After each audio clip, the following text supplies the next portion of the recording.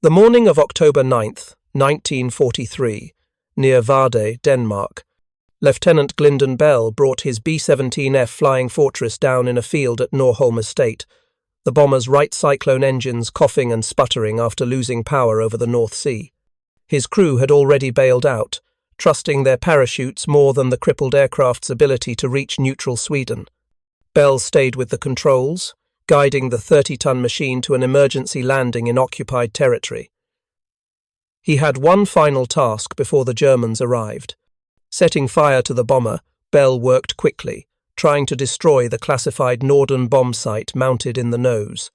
But Danish police, collaborating with the German occupation forces, arrived before the flames could take hold. Bell escaped with help from the Danish resistance, eventually reaching Sweden and freedom. His bomber was not so fortunate. The Germans transported the aircraft, tail number 42-3336, christened Miss Nonali II, to Kastrup, Denmark, where Heinkel plant engineers began restoration work. Within weeks, German test pilot Hans-Werner Lerche would fly this American heavy bomber under Luftwaffe markings to Reich, Germany's primary aircraft testing facility. There, German engineers would attempt to understand the machine that was systematically destroying their industrial capacity. They believed they could learn from it, perhaps even replicate its capabilities. What they discovered instead was something far more troubling, a revelation that would unfold not in combat, but on a supposedly safe runway, when American engineering met German desperation, and the laws of thermodynamics refused to cooperate. If you're enjoying this deep dive into the story, hit the subscribe button and let us know in the comments from where in the world you are watching from today. This was not the first American bomber the Luftwaffe had captured. By October 1943, German forces had recovered approximately 40 B-17 flying fortresses from crash sites across occupied Europe. Some were too damaged to repair, stripped for parts and technical analysis. Others, like Miss Nonali II, were in salvageable condition. The Luftwaffe's interest in these aircraft was practical and urgent. They needed to understand the weapon that was beginning to appear in their skies in formations numbering hundreds of aircraft. The first intact B-17 the Germans captured had arrived in December 1942, B-17F Wolfhound, tail number 41-24585, from the 303rd Bomb Group, had been forced down at Leeuwarden Airfield in the Netherlands after sustaining heavy damage from German fighters. Luftwaffe ground crews repaired the bomber quickly. 2 days later, escorted by a pair of Messerschmitt Bf 110 fighters, the B-17 flew to Reich bearing German markings. The flight had been dangerous.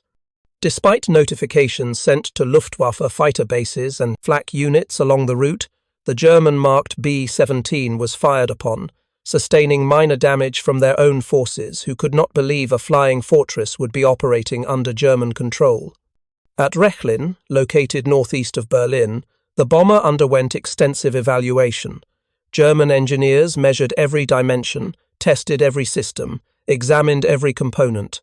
They photographed the interior layout, studied the defensive armament positioning, analyzed the oxygen system that allowed the crew to operate at altitudes exceeding 25,000 feet. They were particularly interested in the Norden bomb site, though German intelligence had already acquired blueprints for this device before the war through espionage. The technical evaluation revealed capabilities that impressed and worried the German leadership in equal measure. The B-17 carried 13 heavy machine guns, each firing half-inch caliber ammunition. The defensive firepower was formidable, designed specifically for daylight operations where enemy fighters would attack from predictable angles. The bomb bay could carry up to 8,000 pounds of high-explosive ordnance over combat ranges exceeding 1,000 miles. The 4 Wright R1000, 820 Cyclone engines, each producing 1,200 horsepower, gave the bomber a service ceiling of 35,000 feet and a maximum speed of 287 miles per hour. The strategic bombing campaign against Germany had begun in earnest by 1943. What started as small raids with dozens of bombers had evolved into massive formations involving hundreds of aircraft. The United States Army Air Forces had committed to daylight precision bombing, a doctrine that differed fundamentally from the British Royal Air Force's nighttime area bombing strategy. American planners believed that B-17 seconds and B-24 Liberators, flying in tight defensive formations at high altitude, could reach targets deep inside Germany, destroy specific industrial facilities, and return home with acceptable losses. The theory looked sound on paper. The reality over Germany was proving more complex and bloody. German fighter pilots had developed tactics specifically designed to break up bomber formations. Frontal attacks, diving passes, coordinated assaults from multiple angles, each mission refined their methods. Flak batteries surrounding industrial targets created deadly curtains of exploding steel through which the bombers had to fly. Losses mounted. On some missions, 10% of the attacking force failed to return, but the bombers kept coming, and the Germans knew why. American industrial capacity was producing aircraft at rates that seemed impossible by European standards. Boeing's Seattle plant, Douglas Aircraft in Long Beach, and Vega Aircraft in Burbank were collectively manufacturing over 300 B-17 seconds per month by mid-1943.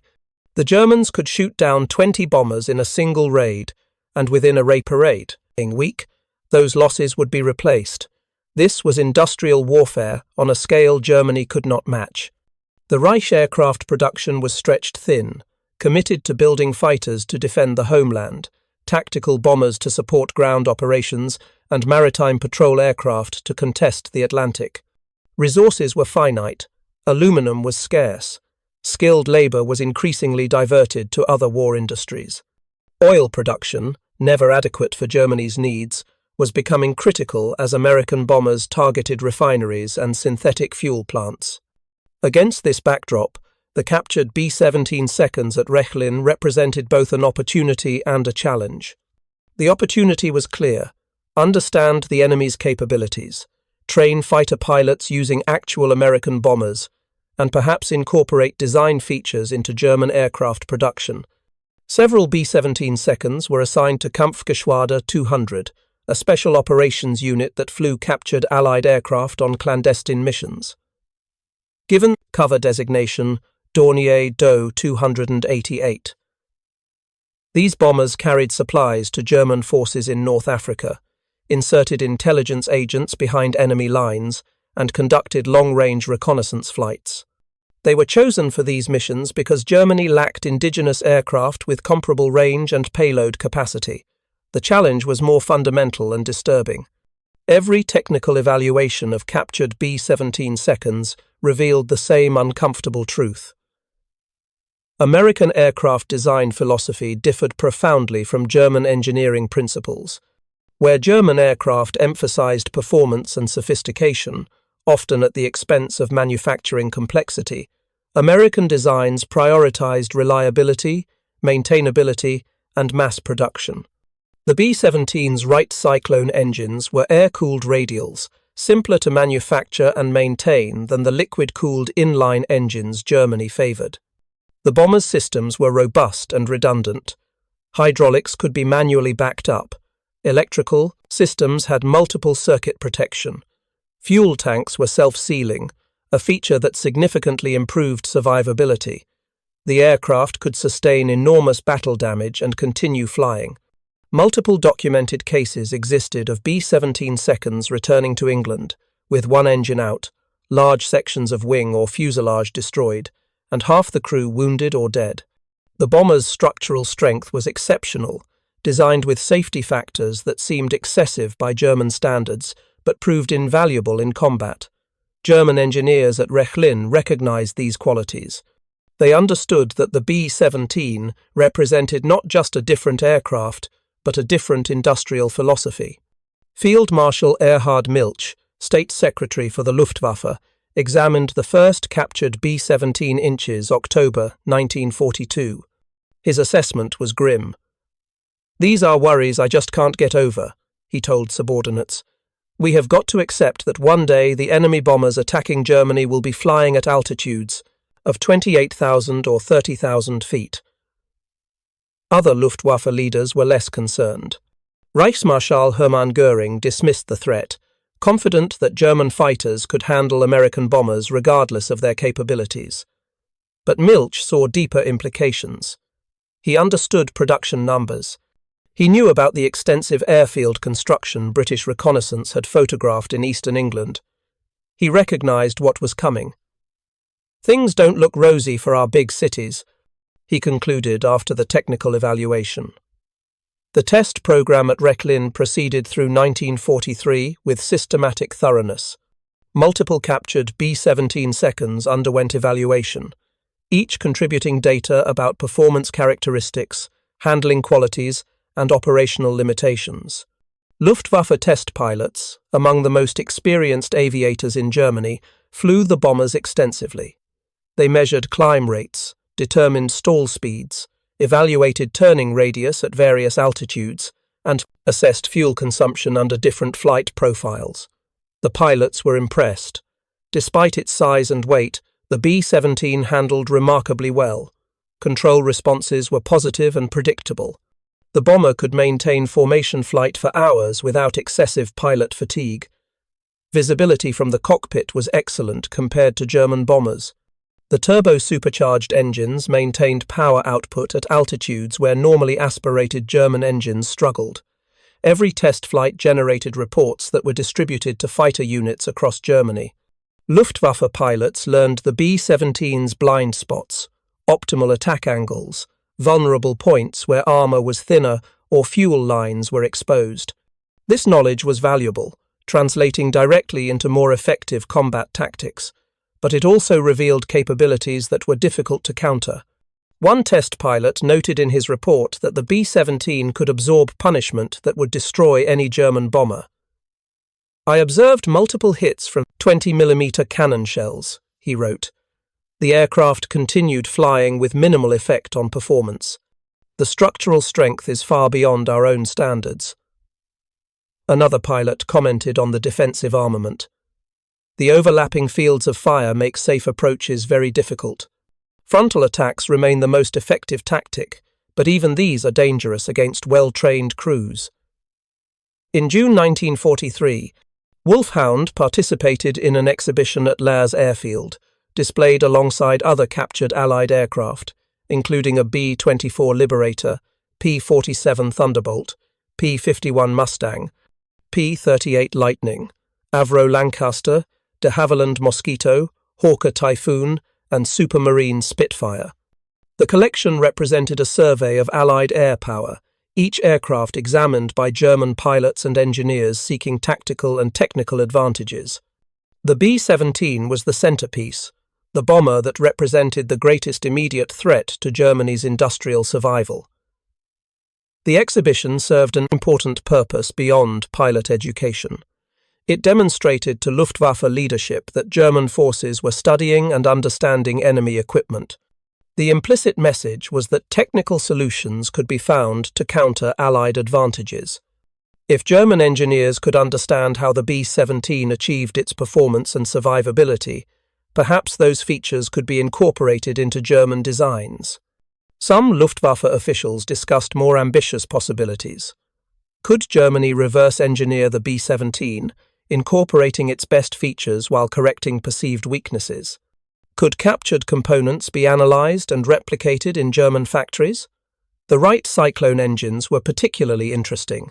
Their reliability and power output exceeded German radial engine designs. Their air-cooled configuration eliminated the vulnerability of liquid cooling systems that could be catastrophically damaged by single bullet strikes. But these discussions remained largely theoretical. Germany's aircraft industry was fully committed to existing production programs. Introducing new designs or major modifications required time, resources, and industrial capacity that simply did not exist in sufficient quantity. The Junkers Ju-88, Heinkel He 111, and Dornier Du 217 were adequate for Germany's bombing requirements, which by 1943 focused primarily on tactical support rather than strategic campaigns. Germany had no immediate need for a heavy bomber comparable to the B-17. The Reich's strategic situation was defensive, not offensive. The question was not how to bomb American cities, which lay beyond Germany's reach, but how to defend German cities from American bombers. The test program's real value lay in understanding the enemy's capabilities, training fighter pilots, and operating the handful of captured aircraft on special missions where their range and payload capacity were irreplaceable. In this limited role, the captured B-17 seconds served Germany well. They flew throughout occupied Europe, into the Middle East, even reaching North Africa. Their American design, ironically, made them valuable tools in Germany's increasingly desperate war effort. Then came October 1943, and Miss Nonnally II arrived at Reich, where routine testing would reveal something that had nothing to do with aerodynamics or defensive tactics, but everything to do with the fundamental realities of captured technology operating under foreign hands. Hans-Werner Lerche was among the Luftwaffe's most experienced test pilots. By October 1943, he had logged thousands of hours evaluating captured Allied aircraft at Reich. He had flown British Spitfires, American P-51 Mustangs, Soviet P-2 dive bombers, and numerous other types. His job required exceptional flying skills combined with engineering knowledge. He didn't just fly aircraft, he analyzed them, pushing each machine to its limits to discover strengths and weaknesses that could inform German tactics and design. When Miss Nonnally II was delivered to Reich after repairs in Denmark, Lerche received orders to fly the bomber from its landing site to the test facility.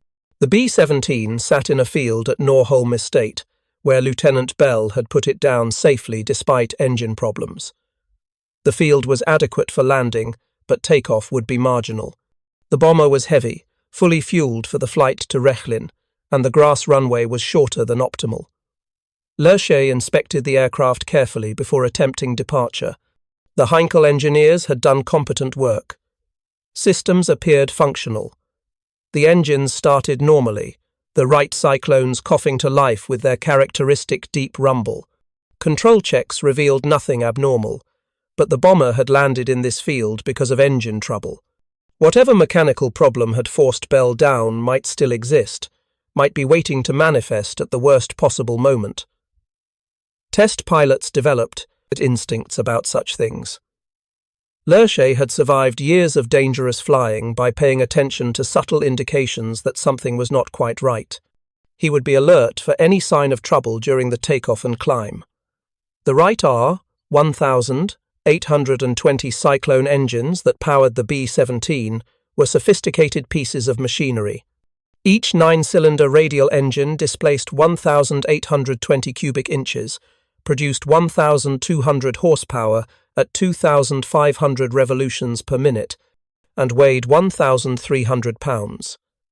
The engines featured turbo superchargers that maintained power output at high altitude, where naturally aspirated engines would lose significant performance. These turbo superchargers were critical to the B-17's operational capability, allowing the bomber to cruise at 25,000 feet or higher, above most of the effective range of light and medium anti-aircraft artillery. But turbo superchargers added complexity. The system routed hot exhaust gases through turbines that drove compressors, forcing pressurized air into the engine's intake manifold. This required extensive ducting, pipes that carried exhaust gases at temperatures exceeding 1,000 degrees Fahrenheit, and fuel lines that supplied the engine with aviation gasoline. The placement and routing of these components was critical. Hot exhaust pipes needed adequate clearance from fuel lines, structural members, and control cables. American engineers at Wright Aeronautical Corporation had designed the Cyclone engine installation with specific tolerances and clearances. These specifications were documented in detailed engineering drawings and maintenance manuals. Mechanics who worked on B-17 seconds at American air bases in England followed these specifications precisely. They understood the importance of proper installation procedures. A loose exhaust pipe, a missing safety wire, a misrouted fuel line, any of these could create dangerous situations. German mechanics at Kastrup had worked from whatever documentation they could find in the damaged aircraft. They lacked complete maintenance manuals, detailed engineering drawings, or spare parts manufactured to original specifications.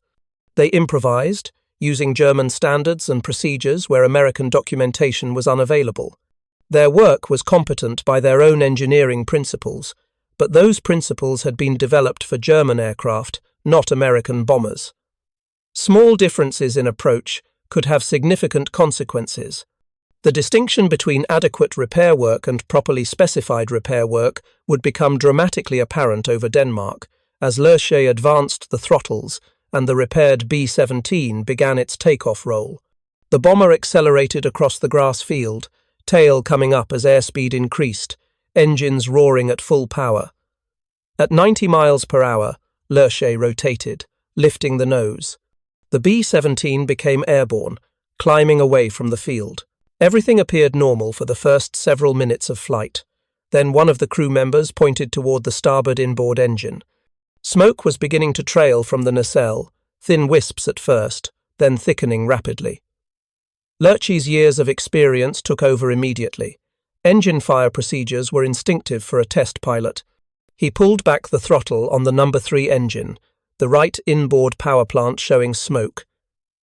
He activated the fire extinguisher system, releasing carbon dioxide into the engine compartment. He adjusted mixture and propeller controls, trying to reduce the fire load. The smoke continued, darkening, now clearly visible as a stream behind the aircraft. In the cockpit, warning indicators showed rising temperatures in the No. 3 engine. Lerche and his flight engineer ran through emergency procedures, but the fire was not responding to standard suppression methods. This was not a minor overheating situation or a small oil leak that could be managed and monitored. This was an active fire in an engine compartment, growing despite their efforts to contain it. The B-17 was heavy, still carrying most of its fuel load, flying at relatively low altitude after just departing the field. Lerche had limited options. He could not continue toward Reichlin with an engine fire. The risk of the fire spreading to fuel tanks or causing structural damage was too great. He needed to land, immediately, at the nearest suitable airfield. But the nearest German airbase was still minutes away, and every second the fire burned increased the danger. Later, in his official report and in his memoir Luftwaffe Test Pilot, Lerche described the situation with characteristic understatement. He recalled his earlier experience with a Dornier Do-17 that had lost an engine during a test flight, how he had managed to land at a small training airfield through aggressive slip maneuvers. He applied similar techniques now, side-slipping the burning B-17 to keep flames away from the fuselage and other engines, maintaining control while losing altitude toward the nearest possible landing site. His flight engineer continued working the fire suppression systems, but nothing was effective. The fire was burning in areas the carbon dioxide could not reach, fed by leaking fuel and sustained by oxygen-rich airflow. The fundamental problem, as German engineers would discover during the post-landing examination, was simple but critical. An exhaust pipe connection had worked loose during flight. Hot exhaust gases, exceeding 1,000 degrees, were blowing directly onto fuel lines. The aluminum alloy tubing that carried aviation gasoline to the engine could not withstand such temperatures. The fuel lines had begun to fail, allowing gasoline to spray onto hot engine components. The resulting fire was inevitable, uncontrollable from the cockpit, and potentially catastrophic. Lerche managed to bring the bomber down at a German airfield, landing with one engine trailing smoke and fire. Ground crews rushed to the aircraft with foam and chemical extinguishers, suppressing the flames before they could spread to the main fuel tanks. The landing had been successful only because of Lerche's exceptional skill and the relatively short distance to the airfield. Any longer in the air, and the fire would have destroyed the aircraft, possibly killing everyone aboard. The subsequent technical examination revealed what had happened. German mechanics, working without complete documentation and proper specifications, had not secured the exhaust manifold connections with the required torque and safety procedures. During flight, vibration and thermal expansion had caused the joint to separate. The escaping exhaust gases had impinged directly on fuel lines, creating exactly the scenario that American engineering specifications were designed to prevent. It was not a failure of German competence. It was a failure of attempting to maintain complex machinery without proper documentation, procedures, and spare parts. The Heinkel plant engineers at Kastrup had done the best they could with available information. But the best they could was not adequate for the precise tolerances and specifications required by American aircraft systems. This incident with Miss Nonnally 2 was not unique. The XB-38, an experimental B-17 variant, fitted with liquid-cooled Allison engines by Lockheed Vega in the United States, had suffered a catastrophically similar fate just months earlier. On June 16, 1943, during its 9th test flight over California's San Joaquin Valley, the XB-38's No. 3 engine, the same position that failed on the German-captured B-17, caught fire. American test pilots, with full documentation, proper maintenance procedures, and factory support, could not extinguish the flames. They bailed out. Test pilot George MacDonald died when his parachute failed to open properly. Pilot Bud Martin was severely injured on landing. The XB-38 crashed near Tipton, California, destroyed completely. If American engineers and mechanics, working with complete documentation and specifications, could experience catastrophic engine fires with B-17 variants, what chance did German mechanics have, working in occupied territory with captured equipment and improvised procedures? If you find this story engaging, please take a moment to subscribe and enable notifications. It helps us continue producing in-depth content like this. The fire incident was documented in Rechlin's technical reports, but its implications extended beyond a single emergency landing. It represented a fundamental limitation in Germany's ability to exploit captured American technology. The problem was not just one loose exhaust pipe or one improperly maintained aircraft. The problem was systemic, rooted in the differences between American and German engineering approaches and the practical realities of maintaining foreign equipment without proper support infrastructure. American aircraft manufacturers provided extensive documentation with their products. Maintenance manuals ran to hundreds of pages, detailing every system, every procedure, every specification. Engineering drawings showed exact dimensions, materials, and tolerances. Parts catalogues listed thousands of components with ordering information and interchangeability data. Training programs taught mechanics the specific procedures required for each aircraft type. This documentation ecosystem existed to support an air force that would eventually operate tens of thousands of aircraft across global theaters. It was designed for mass production and mass deployment. Germany had no equivalent documentation for captured American aircraft. Some manuals were recovered from downed bombers, but these were often damaged, incomplete, or destroyed by crews before capture. Technical orders, service bulletins, and engineering changes that American units received regularly never reached German hands. The Luftwaffe was attempting to maintain sophisticated machines without the information infrastructure those machines required. Spare parts presented another insurmountable challenge. When an American B-17 needed a replacement cylinder head, fuel pump, generator, or any of thousands of possible components, the part was ordered through an established supply system and delivered within days. When a German-operated B-17 needed the same part, German mechanics had three options. They could salvage the part from another captured aircraft, cannibalizing one bomber to keep another flying. They could attempt to manufacture a replacement part in German workshops, working from measurements and reverse engineering, or they could improvise, substituting a German part that seemed functionally equivalent. None of these options were truly satisfactory. Cannibalization was short-term thinking that reduced the total number of operational aircraft. Manufacturing replacement parts without engineering drawings and material specifications meant the parts would not meet original tolerances. German steel alloys differed from American alloys. German manufacturing processes produced subtly different results. A bolt that looked identical might have different strength properties or fatigue characteristics. Substituting German components for American originals introduced unknowns into systems where American engineers had specified exact requirements for specific reasons. The Wright Cyclone engines were particularly problematic. These complex power plants required specialized knowledge and specific procedures. Valve clearances had to be set precisely. Ignition timing had to be adjusted according to detailed specifications. Spark plugs had to be gapped correctly and torqued to specific values. Fuel and oil had to meet certain quality standards. German mechanics, trained on BMW, Daimler-Benz, and Junkers engines, brought different assumptions and procedures to maintenance work. They applied German standards to American engines, not understanding that what worked for a BMW 801 radial might not be appropriate for a Wright R1820. The differences were subtle but significant. An American mechanic would refer to the maintenance manual for proper torque specifications on a cylinder head.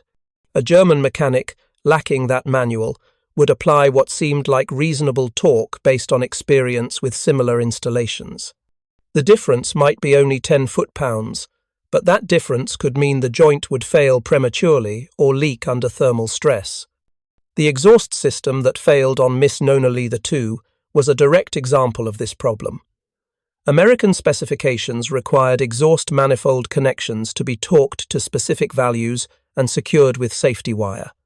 The procedures were documented in maintenance manuals that German mechanics at Kastrup did not have.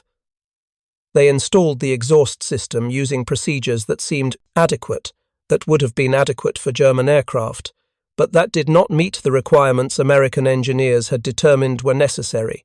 The result was predictable in hindsight. Under the stress of high-power operation, thermal expansion, and vibration, the joint failed. Other captured B-17 seconds experienced similar problems. German operational records from KG-200, the Special Operations Unit that flew captured Allied aircraft, documented persistent maintenance difficulties with American bombers. Engine problems were common. Hydraulic systems leaked, electrical systems failed. Some issues were attributable to battle damage that had forced the aircraft down in the first place. But many problems stemmed from inadequate maintenance procedures and lack of proper spare parts. The Luftwaffe was discovering what any air force learns when operating foreign equipment. Without complete documentation, proper training, and adequate spare parts supply, even excellent aircraft become unreliable. The captured B-17 seconds continued operating under German markings through 1944, but their operational readiness declined steadily. KG-200 maintained a small fleet of American bombers for special missions, but keeping them airworthy required constant cannibalization and improvisation. Miss Nonali II, repaired after the engine fire incident, was assigned to KG-200 and given the code designation 7+8. The bomber flew operational missions through the summer of 1944, carrying supplies and agents to distant locations where Germany's strategic reach was failing. On August 28, 1944, during a transfer flight from Rechlin to Vienna, Miss Nonali II crashed near Bad Vöslau, Austria. The exact cause was never definitively determined, though engine problems were suspected. The aircraft was salvaged and transported to Wiener Neustadt for repairs that were never completed. Soviet troops, advancing through Austria in March and April 1945, found the dismantled bomber among other abandoned aircraft. The Russians showed no interest in repairing or preserving it. By that point in the war, the Red Air Force had received American B-17 seconds through other channels, interned bombers that had landed in Soviet territory during shuttle bombing raids. These aircraft had proved equally difficult to maintain without proper support. Wolfhound, the first B-17 captured intact by the Luftwaffe, had better fortune initially. After extensive testing at Rechlin and a publicity tour showing the bomber to German fighter units, the aircraft joined KG 200 inches September 1943 with the code designation a 3+AE. It flew clandestine missions for several months, its American design and long range making it valuable for operations no German aircraft could accomplish. But persistent mechanical problems eventually grounded the bomber. By mid-1944, Wolfhound was relegated to a FEES training role, then to static display, and finally to the scrapyard. The fate of other captured B-17 seconds followed similar patterns. A few flew successfully for extended periods, maintained carefully by dedicated crews who learned through experience what worked and what didn't. Most experienced chronic reliability issues that worsened over time as parts wore out and could not be properly replaced. Several were destroyed in Allied bombing raids on German airfields. At least one was damaged beyond repair during an operational flight when multiple systems failed simultaneously. None survived the war intact. By April 1945, as Allied forces overran Germany from both east and west, the remaining captured B-17 seconds were either destroyed by retreating German forces or abandoned at captured airfields. Allied intelligence teams found a few aircraft in various states of disassembly, being stripped for parts or undergoing maintenance that would never be completed. Hans-Werner Lerche survived the war and later wrote extensively about his experiences as a Luftwaffe test pilot. His memoir, published in English as Luftwaffe Test Pilot, Flying Captured Allied Aircraft of World War II, devoted several passages to the captured B-17 program. He praised the bomber's design and capabilities, while noting the practical difficulties of maintaining American aircraft without proper support. The Flying Fortress was an excellent aircraft, he wrote, but it required the infrastructure that created it. Without American maintenance procedures, documentation, and spare parts, we were always fighting against the machine rather than with it. The test program at Reich had yielded valuable tactical intelligence that helped German fighter pilots develop more effective attack methods against B-17 formations. The information about defensive blind spots, vulnerable points, and optimal approach angles translated into combat successes throughout 1943 and 1944. But this tactical knowledge could not change the fundamental strategic reality. American industry was producing B-17 seconds faster than German fighters could shoot them down. By late 1944, formations of 500 or more bombers were appearing over German cities almost daily. Losses that would have been catastrophic in 1942 were now merely statistical. A 10% loss rate meant 50 bombers destroyed, but 450 returned, and next week there would be another 500. The Luftwaffe's fighter force, despite tactical improvements gained from studying captured B-17 seconds, was being overwhelmed by sheer numbers and the appearance of long-range escort fighters like the P-51 Mustang that could protect the bombers throughout their mission profiles. Field Marshal Milch's grim prediction about 1943 being the year of clenched teeth had proven accurate. 1944 was worse. 1945 brought only collapse. The story of Germany's captured B-17 seconds illuminates a larger truth about industrial warfare between modern nations. Technical sophistication matters, but so does the infrastructure that supports it. An advanced weapon system is more than just the hardware. It includes documentation, training, spare parts supply, maintenance procedures, and the industrial capacity to sustain operations over time. Germany discovered this truth repeatedly during World War II, not just with captured American aircraft but with its own advanced weapons. The Tiger tank was technically superior to most Allied armour, but it required extensive maintenance, consumed fuel at prodigious rates, and needed specialized parts that were difficult to manufacture in quantity. The Messerschmitt Me-262 jet fighter was the world's first operational jet combat aircraft, a revolutionary design that should have given Germany decisive advantages. But the jet engines required rare metals, had short service lives, and Blighs needed highly trained mechanics. The elaborate maintenance infrastructure these weapons required simply did not exist in sufficient scale. The Germans produced approximately 1,400 Me-262 seconds, an impressive number for such an advanced aircraft. The Americans produced over 49,000 B-17 seconds, using conventional technology and proven production methods. This disparity was not accidental. It reflected fundamental differences in industrial philosophy and capacity. American aircraft manufacturers designed for mass production from the start. Components were standardized. Manufacturing processes were optimized for high-volume output. Documentation was comprehensive. The supply system was robust enough to support operations on multiple continents simultaneously.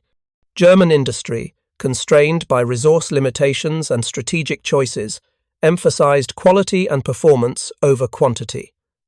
This approach produced excellent individual weapons, but could not sustain the attrition or warfare that developed on all fronts by 1943. The captured B-17 program demonstrated these limitations in microcosm. German engineers could understand American technology, analyze its principles, and appreciate its effectiveness.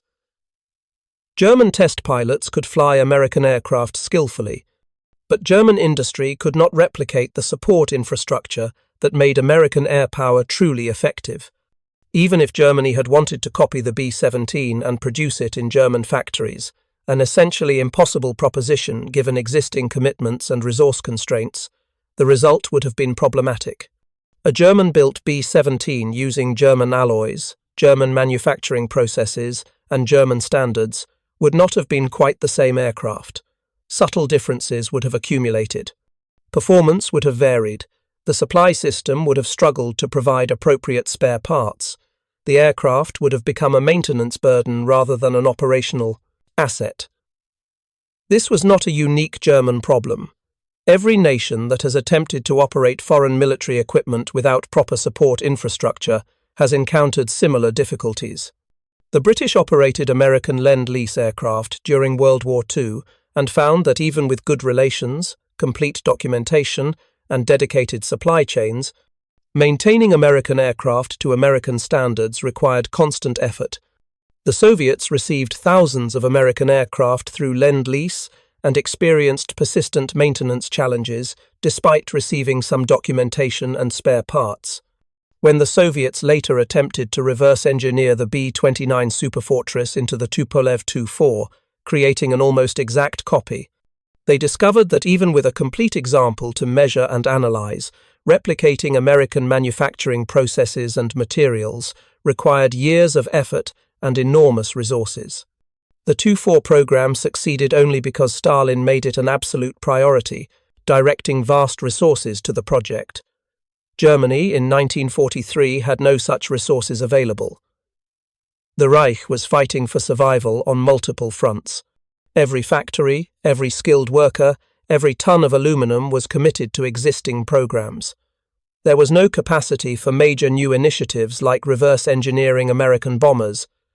The captured B-17 seconds served their limited purpose, providing tactical intelligence and performing special operations where their unique capabilities were irreplaceable. But they could never be more than a footnote in Germany's air war. They were temporary expedients, maintained through improvisation and gradually deteriorating as parts wore out and proper replacements remained unavailable. The engine fire on Miss Nonali II was simply the most dramatic illustration of a problem that affected every captured aircraft. Without proper maintenance procedures, without correct spare parts, without the complete infrastructure that American aircraft required, reliability was impossible to maintain.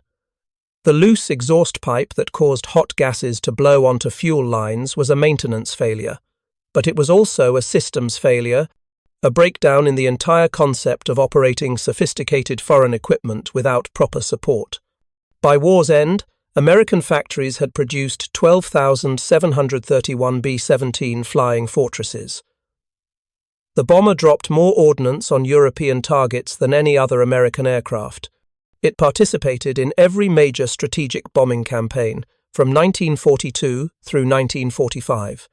It struck aircraft factories, ball-bearing plants, oil refineries, transportation networks, and countless other targets that degraded Germany's ability to wage war. The Germans shot down thousands of B-17 seconds. Luftwaffe pilots and flak gunners destroyed approximately 4,700 flying fortresses during the air war over Europe. These losses were severe, representing tens of thousands of American airmen killed, wounded, or captured. But the losses did not stop the bombing campaign. American industrial capacity simply replaced the destroyed aircraft and trained new crews to fly them. Germany, by contrast, lost its industrial capacity progressively throughout the war. Every month brought new damage to factories, transportation networks, and power generation facilities. Raw material supplies dwindled as Allied advances cut off access to resources. The skilled workforce declined as men were conscripted for military service or killed in bombing raids. By 1945, German aircraft production was collapsing despite desperate efforts to disperse manufacturing into underground facilities and improvised locations. The captured B-17 program, in this context, was always an academic exercise. It generated useful tactical intelligence and provided aircraft for special missions, but it could not change strategic realities. Germany needed to prevent American bombers from reaching German cities. Studying captured examples helped develop fighter tactics, but tactics alone could not overcome the numerical and industrial advantages the Americans possessed. The lesson here is neither about German incompetence nor American superiority in some abstract sense. It is about the nature of modern industrial warfare and the importance of complete systems rather than individual weapons. The B-17 was effective not because it was invulnerable, it was not, or because it was technologically superior in every respect, it was not.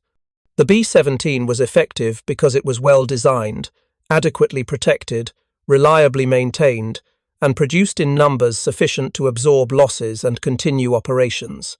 The Americans could afford to lose 50 bombers in a single raid because they were building 200 per week. The Germans could study captured B-17 seconds extensively, understand every system, and develop countermeasures, but they could not replicate the industrial infrastructure that made American air power truly devastating.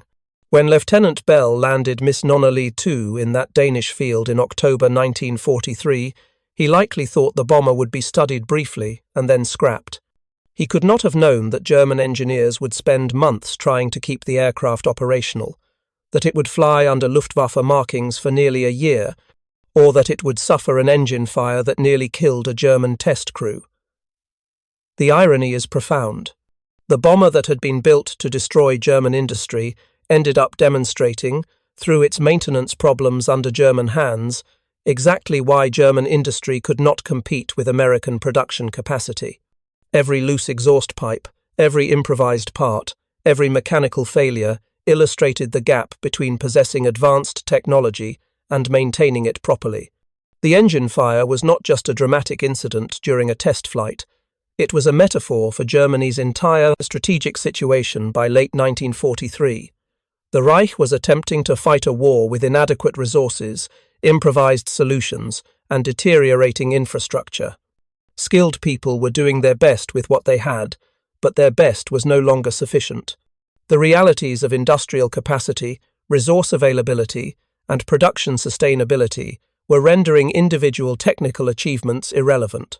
Hans-Werner Lerche brought the burning B-17 down safely, demonstrating exceptional skill under dangerous conditions, but he could not change the fundamental truth that the aircraft revealed. Germany was trying to compete in a form of warfare it did not have the industrial capacity to sustain.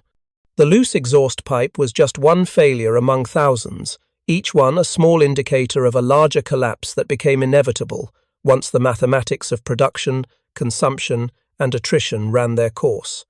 The captured B-17 seconds, maintained through heroic effort and steady improvisation, flew their last missions in 1944 and were gone by 1945. The American B-17 seconds kept coming, wave after wave, day after day, more than Germany could ever stop. That was the real lesson of the engine fire over Denmark. Technical knowledge without infrastructure is insufficient. Understanding without resources is inadequate. And in total war between industrial nations, the side that can produce, maintain, and replace its weapons consistently will prevail over the side that builds sophisticated machines it cannot sustain. Thank you for watching. For more detailed historical breakdowns, check out the other videos on your screen now, and don't forget to subscribe.